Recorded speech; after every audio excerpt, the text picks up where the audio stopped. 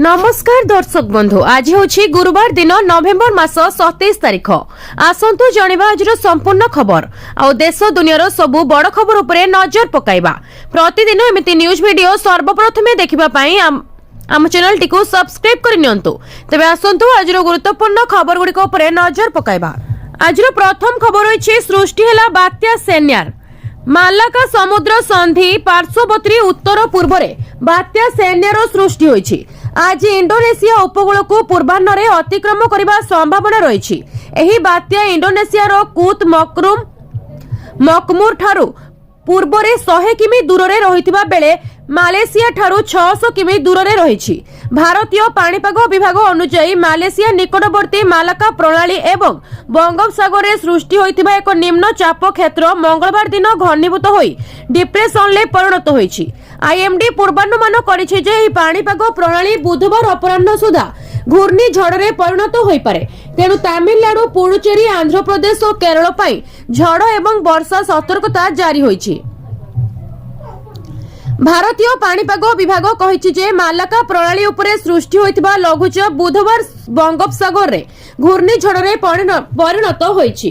घूर्णिझड़ Senyar आज अपराह्न रे इंडोनेशिया उपकूल रे स्थलभाग छुई पारे। तेबे एही बात्यार सीधा सड़क प्रभाव ओडिशा उपरे रहिबो नाही बोली भुवनेश्वर स्थित आंचलिक पाणीपाग केन्द्र निर्देशिका मनोरमा महांती सूचना दैछंती।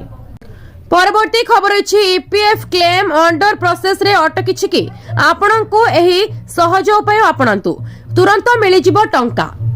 कर्मचारी मानक भविष्यत को सुरक्षित रखिबा पई प्रति मासरे पीएफ रे टंका जमा होइथाय, किंतु जरूरी काम पड़िले पीएफ टंका बाहर करिबारे हेउथिबा विलंब लोकंक पई बड़ समस्या होई जाउथिला। एबे एहा अतीत कथा।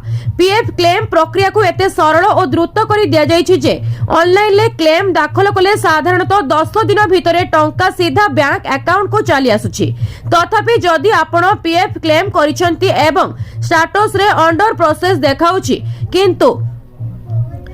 किंबा टंका अटकी रही तेबे चिंता करंतु नहीं। एहार सहज समाधान रही जेमिति कि जांच करिबो क्लेम दाखल करिवे। वर्तमान पीएफ संपर्कित प्राय सबु काम ऑनलाइन ले होई जाउछि। केवल निजर यूएएन नंबर व्यवहार करी उमंग ऐप किंबा ईपीएफओ ऑफिशियल वेबसाइट माध्यम रे क्लेम दाखल करा जाई परिबो। प्रक्रिया अति सरल। सटीक फॉर्म बाछंतु, दरकारी तथ्य भरंतु एवं सबमिट करंतु। सबमिट परे आपनको गोटिए एक्नॉलेजमेंट नंबर मिलिबो जहाको व्यवहार करी आपण क्लेम स्टेटस ट्रैक करि परिबे। परवर्ती खबर अछि अष्टम वेतन कमिशन उपरे आसिला बड़ अपडेट। जानतु सरकार को आगामी प्लान कोन। केंद्र सरकार खूब शीघ्र अष्टम वेतन कमिशन संपर्क में एक बड़ घोषणा करिवे बोली आशा करा जाउछि।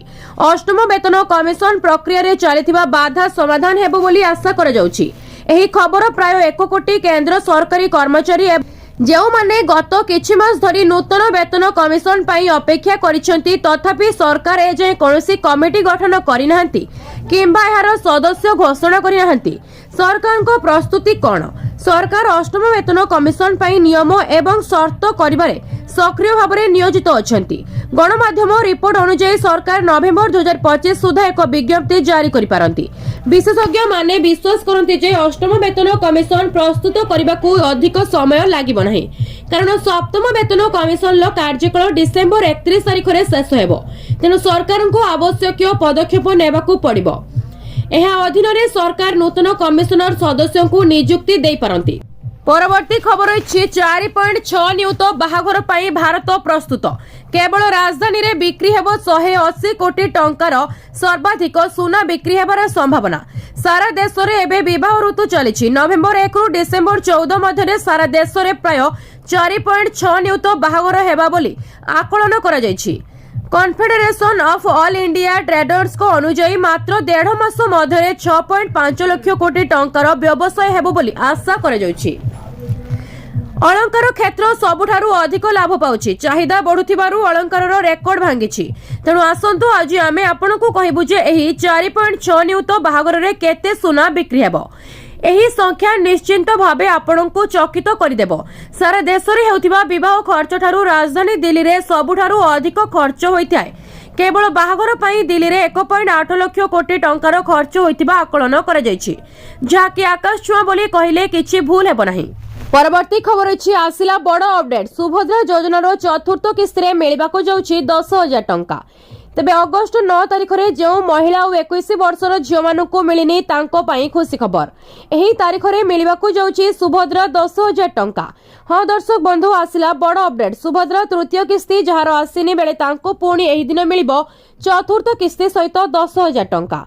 2 लाख रु अधिक नुआ हिताधिकारी 9 तारिख दिन पाइथिले सुभद्रा टंका 5,000 एवं जो माने प्रथम किस्ती एवं द्वितीय किस्ती टंका पाइ नथिले सेमानकु 15,000 टंका एका सांगरे मिलिथिला। एही दिन 200 कोटी टंका बांटी मुख्यमंत्री मोहन माझी। आउ सही समय केतोटी महिला और 21 वर्षर झील माने एकाथरे 3टी किस्ती 15,000 टंका पाइथिले। उपमुख्यमंत्री प्रभाती परिड़ा यह अवसर में कही महिला सशक्त हेले व्यवस्था सुदृढ़ हेले देशर विकास हेबो बोली। जो माने वर्तमान सुधा भी सुभद्रा टंका न पाई वंचित अछंती सेमानकु चलित मासरे एकाथरे 2टी किस्तीर 10,000 टंका मिलिबो। परवर्ती खबर अच्छी पुणी धीरे धीरे उपर मुहां हेउछि सुना और रूपा दर किणवा पूर्वरु पकांतु नजर। गहना किणवा पूर्वरु नजर पकांतु केउ सहर रे केते रहिछि सुना दर। तेबे जदि आपण आज सुना किणवाकु चाहुछंती बा योजना करूछंती तेबे आपण प्रथमे जानि नियंतु आजिर सुना दर। आज भारतीय बाजार में 24 कैरेट सुना 1,27,910 टंका रही। सेपरी 22 कैरेट सुना दर 1,17,250 टंका छुईंची। सेपरी राजधानी भुवनेश्वर में 24 कैरेट सुना मूल्य 10 ग्राम पिछा 1,27,910 टंका रही बेले 22 कैरेट सुनार मूल्य 1,17,250 टंका को पहुंची। सेपरी मुंबई रे 24 कैरेट मूल्य 1,27,910 टंका और 22 कैरेट मूल्य 1,17,250 टंका रही।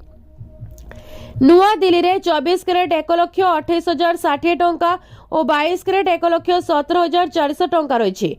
दक्षिण भारतर प्रमुख सहर चेन्नई रे 24 कैरेट मूल्य 1,28,730 टंका थिबा बेले 22 कैरेट मूल्य 1,18,000 टंका रही।